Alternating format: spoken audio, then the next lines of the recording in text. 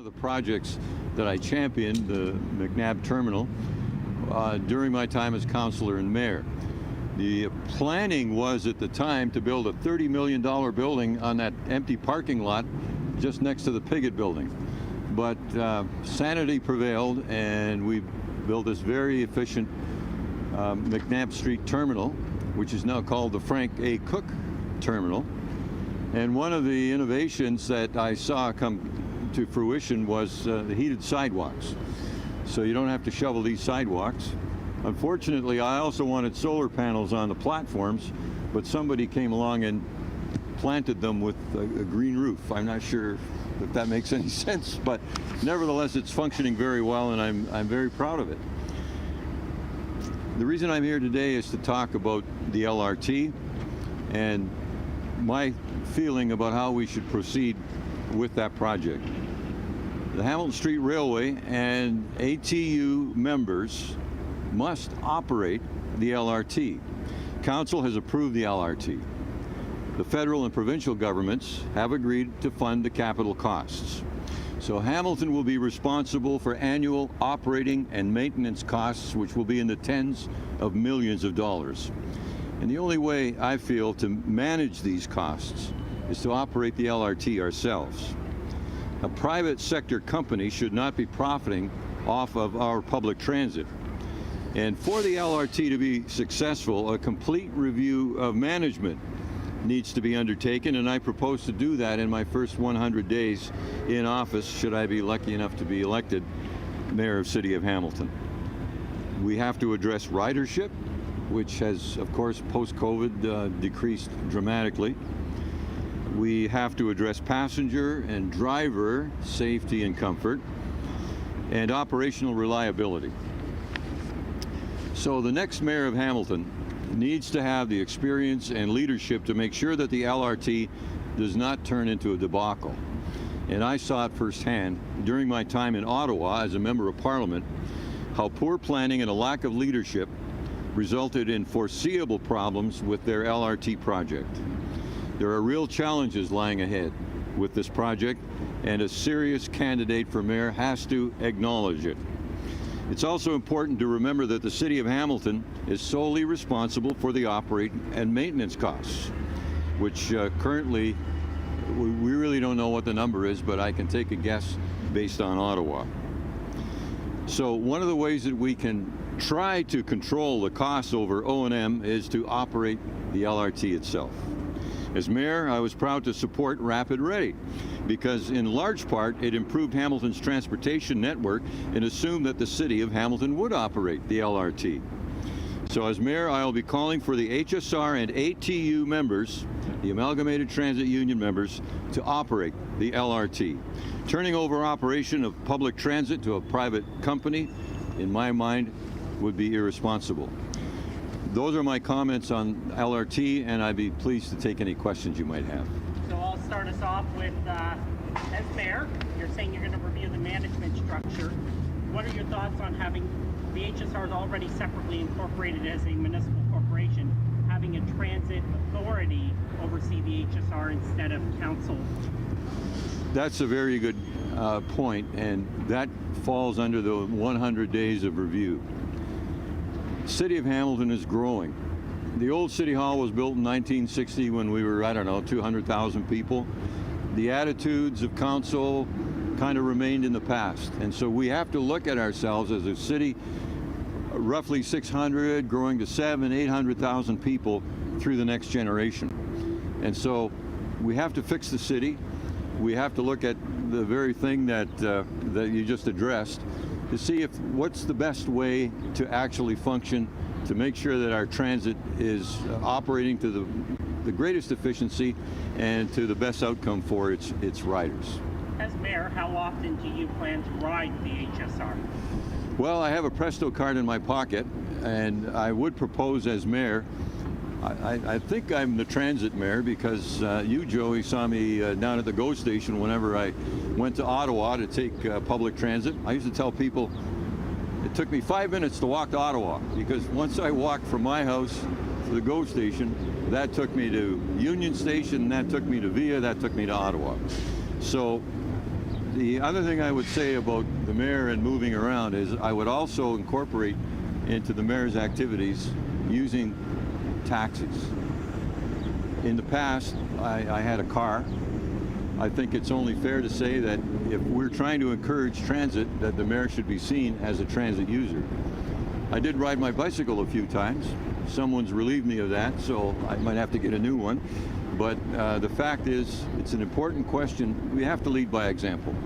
And so I feel I'm a transit mayor. I've got a Presto Pass in my pocket, and I'll be taking public transit as often as possible. What are your thoughts about the LRT in the city?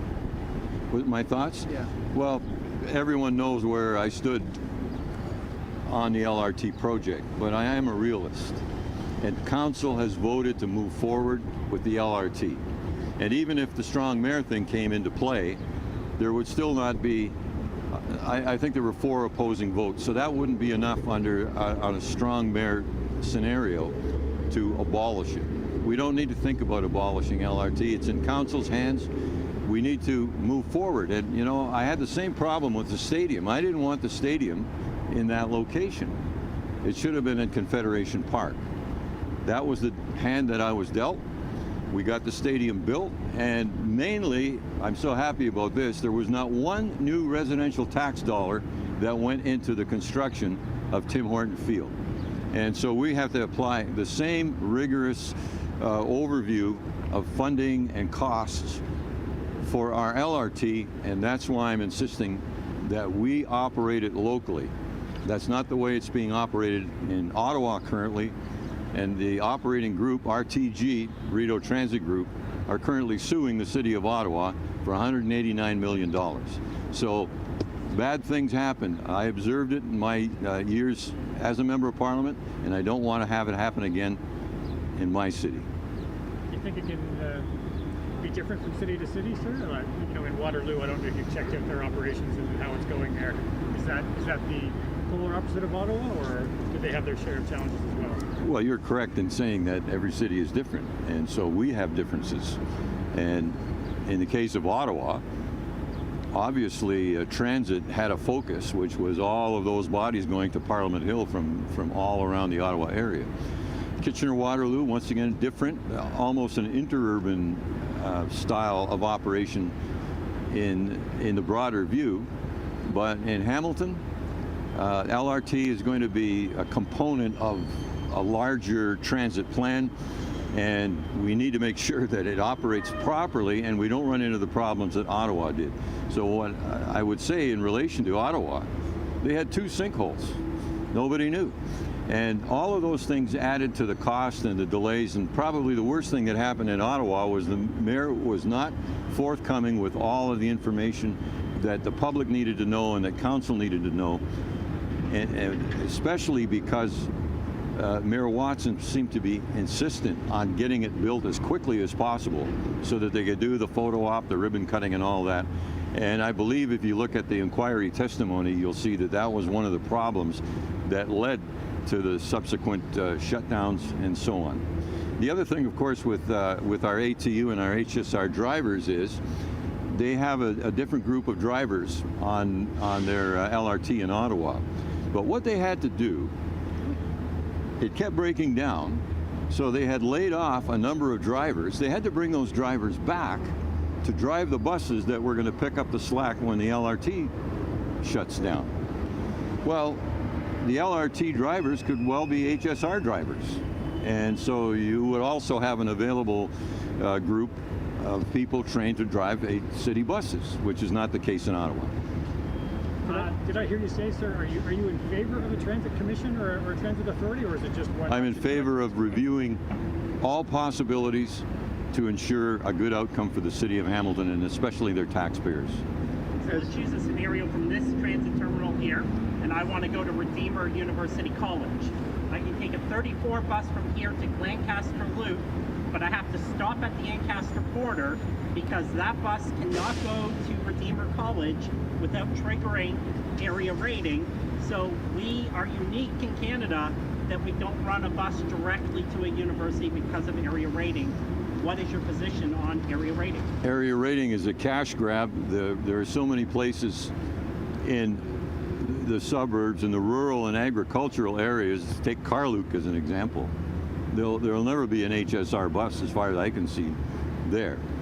So, and I know that the transit union has put that forward as a way of properly funding HSR operations, but I don't think it is, because the other side of that coin is, if you start charging everyone the same, they're going to expect the same level of policing, recreation, bus service, and so on. So it's a two-edged sword. And for simply adding to the treasury to do transit operations in mainly the older part of the city, to me, is not fair to the taxpayers in the suburbs and agricultural areas. We still have, I'm sorry. So how do you expand transit? Well, the first thing we have to do is review transit. I understand, and I haven't seen the ridership numbers, to be fair, but I think it's fair to say that ridership has gone down considerably. So the first order of the day is to see how we can increase ridership.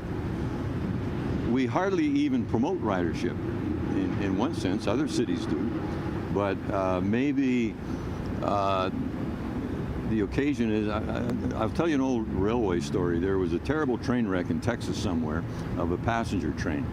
And the end result of that, because there was coverage in all of the American news networks, the ridership of that train went up because most people in Texas didn't know that you could actually go from Dallas to somewhere else on a passenger train. That's a bit of a stretch, but the fact is that most people who don't use transit are not aware of how they can use it, and I think we have to do a better job of promoting it. What about free transit for certain individuals, seniors, students? Yeah. Not a bad idea. Well, the question about free transit, there's nothing free, and you've got to go over the numbers. And I would agree that young people heading off to school and so on should get a benefit like that. But everything has a cost. And so we have to sit down with experts and understand how we're going to pay for it. I remember terrible arguments within the old city council on a very low increase in the fee, because some councilors were absolutely against it. But there's nothing to argue about. It's something to look at, weigh, and come out with the proper view, rather than simply arguing on whatever your own particular opinion is. We have to use the knowledge and data to make our decisions. That's what I intend to do. I want to avoid putting words into your mouth, so I'm going to be very careful how I ask this question. On area rating, is there any changes that you're considering in regards to it? I wouldn't consider anything at this moment as a potential mayor. When I was the mayor, I put it to council, and there were 8 downtown councilors and 7 suburban councilors. And if I sided with the 8, it would be 9-7, they win. If I sided with the 7, it would be 8-8, it loses on a tie. So my position to them was, you guys figure it out. And the outcome was unanimous on a very difficult plan, a unanimous decision to prove what is in place now. And frankly, I think it continued to be in place, but if someone makes a motion and we want to look at it as in the next council, then that's what we'll do. I want to follow up on the 100-day review. So you conduct a 100-day review. That brings us into March of 2023. The next schedule cycle for implementing changes to the system reasonably would probably be September 2023. What are you looking at for September 2023? And I'll give you sort of a specific. Do you see more service to, say, West Harbor go as part of that plan for September 2023? Well, that's kind of an obvious one. That service is being more and more used. As far as I know, I've talked to so many people who've gone to concerts and Blue Jay and Argo games, and they love it. And once again, many people aren't even really aware, although the schedule was changed a little bit because of COVID, it wasn't as frequent. But I think 15-minute service out of the West Harbor would really be super for the city, but it would require the connection, the HSR connections. The 10-year transit plan, are you still in support of moving forward with investing over $30 million this year anyway, so continuing that investment? I think I would have to talk to the Director of Finances, because we saw a number 6.9%. We're behind in contributing to the growth of the plan, but the ridership is down. So we may have to make new decisions. And it's fair to say, anything that you do, you have to, 5 years later, whatever it is, look at it, see if it's working right, make the necessary changes. So that would be my attitude on that. And with regard to darts, I mean, that's another significant transit option. A lot of people are using, but it's been a black hole for money in the last few years. Darts has been a problem, but on-demand transit is one of the innovative ways of improving the transit system. And I don't think you're ever going to make huge profits on providing transit for people.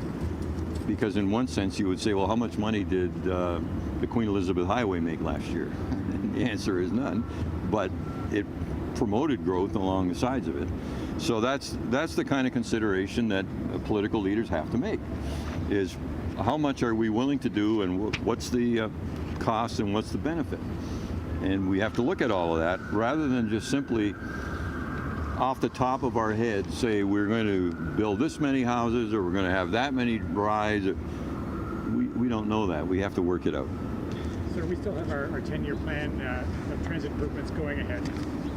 Would you like to see any changes made to that in the later years to try and introduce more express service on other routes? Are there any that you have in mind in particular that you'd like to see improved? No, what I have in mind right now is analyzing what we have, seeing what the costs are, what the budget will permit, let me quote Otto von Bismarck. Politics is the art of the possible, the attainable, the next best. He also said politics is like sausage. If you saw how it was made, you'd never eat it. But in terms of what Bismarck said, the art of the possible and the attainable, we have to figure that out. And I can give you any sort of a statement about what I would like to see, but I need to know the facts before we start promising or suggesting to people that you're going to be able to get to the airport in 20 minutes next year. We need to look at it. So you brought up something that I wanted to come back to with the Ottawa inquiry, and the fact that some people felt the mayor there or the leadership there weren't as transparent about important public information as they might have been. How important is that to you if you were to become mayor here in a Hamilton LRT context? Because I think a lot of people complained after the fact that LRT 2.1 or 0.1, I guess, there wasn't a lot of information provided about that, and people were surprised at the information they were learning after the fact. What could you do about that as mayor? Is there anything you could do? Provide the open and transparent leadership that's required. Public needs to know. The other government funders need to know. And I was very disappointed. Previous administrations did not present all of the facts to the people. And I'm not going to get into that again, but it's a fact. And why would you be afraid of the facts? And I could ask everyone here surrounding right now, what is the number? How much is it going to cost the residential taxpayer if we move forward with the LRT? And I don't think anybody would even dare guess. But O&M in Ottawa, I looked up the number, it's about $5 million a month. That's $60 million a year for a 12-kilometer LRT. So what is the real number? These are the things that we have to find. But my intention is to make sure that as council moves forward, because they've made the approval, we have an MOU with the province, that we do the project in the best way possible to ensure that the taxpayer gets the most for their money. And that was not the case in Ottawa. There seemed to have almost been a what the public doesn't know won't hurt them attitude to sharing of information, particularly for Metrolinx when I was reporting on it back in the day. With Metrolinx and the province and the federal government covering all of the building costs, are we entitled to more information about how that project is going, in your opinion? Well, all I can tell you is we had a big meeting with council. I wasn't, just not too long ago, and Mr. Verster, the head of Metrolinx, was there, and I don't know how many times he said, I'll have to get back to you on that. So we can't have that. We need to know, and if it's an uncomfortable piece of knowledge, we got to know that too. We're never going to fix it unless we have the right information. What's your plan for alternative transportation? So that starts accessible transit services.